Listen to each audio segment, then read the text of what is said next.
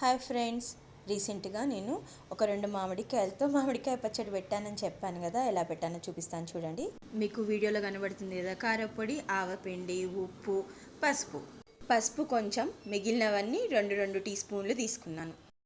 నువ్వుల నూనె, మెంతి పొడి చేసి పెట్టింది లేదు, అందుకోసం అని చెప్పి స్కిప్ చేసేసాను.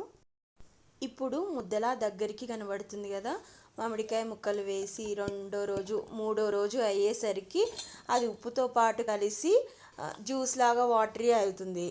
అప్పుడు టేస్ట్ చూసి ఉప్పు అడ్జస్ట్ చేసుకోవాలి, పులుపుకి తగ్గట్టుగా వేసుకోవాల్సి వస్తుంది. ఇప్పుడే తిందామా అనిపిస్తుంది. కావాలంటే ఈ సోగుని వేడన్నంలో కలుపుకొని తింటే చాలా బాగుంటుంది. ఇది ఈరోజు ఎంతగా ఊరిందో చూడండి. పులుపు అయితే బాగుంది. ఉప్పు కూడా ముందు వేసిందే సరిపోయింది, మళ్ళీ వేయాల్సిన అవసరం పడలేదు. అన్నంలో కలుపుకుంటే తెలుస్తుంది డిఫరెన్స్. ఇంకా